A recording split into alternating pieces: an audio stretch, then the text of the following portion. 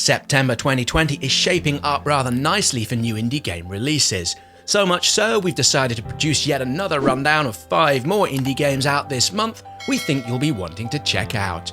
If you haven't seen it, you can find a link to the first video down in the description. And with that, let's jump into the action. Up first, and in no real particular order for this countdown, we have Star Renegades. Sadly, well, we just missed it amongst the sea of the hundreds of indie games out each month vying for our attention in the original September video. The fact, however, well, we missed it from the recent IGN Summer of Gaming event back in June, so that means we might not have been paying close enough attention. In any case, Star Renegades looks very much like something we'd spend a great deal of time with. The artistry and overall aesthetic look simply top-notch, and since it's also coming at us with what's said to be a challenging tactical roguelite JRPG gameplay, well, we're very much on board in wanting to know more and getting hold of this to play ASAP. Aside from the frankly gorgeous pixel art and vibrant colour scheme, which, to labour the point, looks utterly stunning, the other aspect of Star Renegades that leaps off the press release and monitor screen is how the combat has been implemented. The developers are calling this a fast-paced, reactive battle system, where attacks and blocks must be undertaken at the right point in time to be successful. So how this actually plays out will be interesting to see, as will certain other aspects of the gameplay which put us in mind, as no doubt others have already said, to the ever wonderful Into the Breach. With a cast of more than 12 characters who by all accounts can pair up and have children to eventually come join the fight, well, Star Renegades should indeed have been more front and centre within our attention, and we'll be looking to pounce on this when it comes to PC via Steam on September the 8th. Up next, and a game we have featured here on Get Indie Gaming a few times, with it coming out on PC earlier in the year, and it's such a good game, and to be honest, a contender for the best indie game of the year so far, we wanted to give its launch onto Xbox and the Switch another little signal boost. Lair of the Clockwork God is a sequel not sequel to Ben There, Dan That, and Time Gentlemen Please, and comes from Ben Ward and Dan Marshall.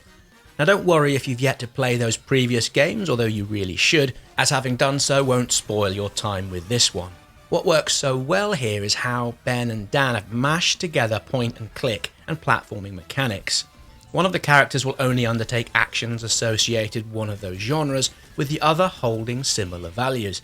Now this makes for in places some seriously genius gameplay elements, where you must work things out and combine each of the characters' movements and abilities to progress. What Lair of the Clockwork Gods truly shines in, though, is, well, its overall story and the play and banter going on between the two characters. Playing this again as we did on the Switch has further cemented Lair of the Clockwork God as a cast iron Game of the Year top 3 candidate.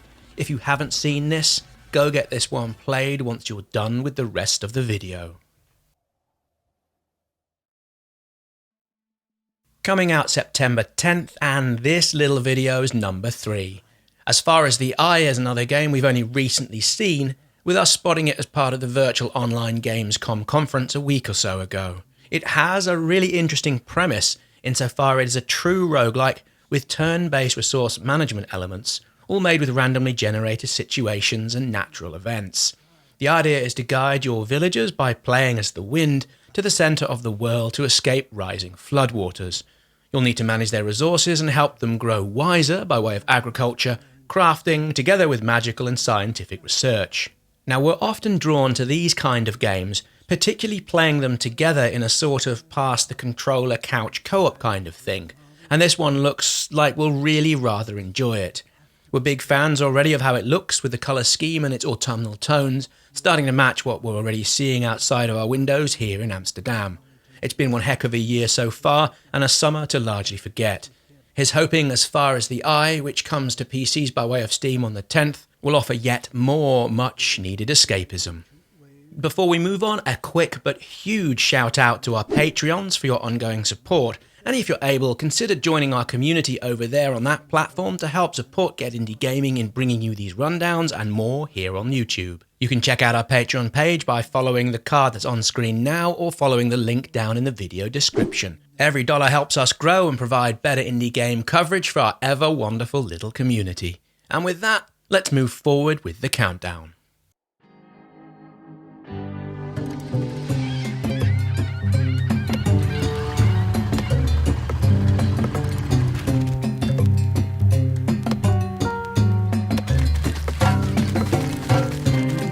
Up next at number 2 we have Welcome to Elk. Now let's get straight to the point. While it might look all cutesy and even a bit twee, over its duration it deals with some pretty deep and heavy themes and issues, with it well deserving of its adult age group rating, so please be warned and approach this with caution if you're that way inclined. We first spent time with Welcome to Elk at EGX in London all the way back in October of last year, with the demo giving plenty of hints towards the end of how dark in places this game might get. Essentially what we have here, well, it's a biographical adventure story set within a fictional island whose inhabitants and their tales are about people the world has largely ignored or forgotten about, all within, as we pointed out earlier, a whimsical hand-drawn art style. You'll play as Frigg, a young carpenter having travelled to the island of Elk to begin an apprenticeship, and it's your interactions with fellow islanders that draw out the aforementioned tales and stories, with you following their ups and downs, all within the overall storyline, where mini-games are connected with the associated story and tales. As a concept and overall game, but it feels certainly unique, with the emphasis heavily leading on the storytellers who inspired the developers to make the game. Welcome to Elk comes on September the 17th onto PC via Steam and also the Xbox One. We're planning a full review of Welcome to Elk as soon as we're able.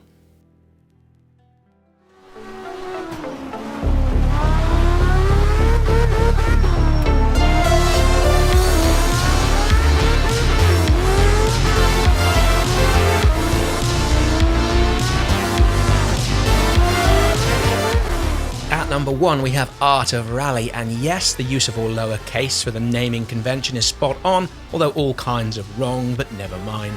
Well, my goodness, would you just take a look at this? Again, this was another game we played over and over at the EGX event in London last year, and to see it coming out later this month on PC has honestly brought us a huge amount of excitement, all within the Get Indie Gaming household. Now all of this comes from the creator of Absolute Drift, with it featuring more than 50 different rally cars from the 60s, 70s, 80s, also coming with the most terrifyingly powerful cars from the Group A, B and Group S periods. If you haven't seen any footage from these races in real life, once you're done with this video, have a look on YouTube. We have no idea how anyone was able to drive in such conditions you're likely to see, and it's no wonder things were eventually turned down. Aside from how all of this looks, the real possible winner of this one is likely to be the top-down racing view that draws from, although reshapes, the car physics on the original Absolute Drift. In the demo, the car felt just so very responsive and easy to control, with you able to pull off some exceptionally well-feeling drifts and accelerations. With more than 60 different rally stages from all over the world, daily and weekly challenges, while also having a deep-sounding career mode, Art of Rally might just be the best looking and playing rally game ever made. Art of Rally comes out September 23rd for PC via Steam and GOG. So which indie games out this September are you most looking forward to playing? Drop us a note in the comments. If you haven't done so, please press that like button and subscribe to the channel with all of the notifications turned on. We upload every Wednesday and Saturday, and a subscription is the best way of staying up to date with all of our latest reviews and rundowns. Either way, many thanks for watching, and we'll see you all next time on Get Indie Gaming.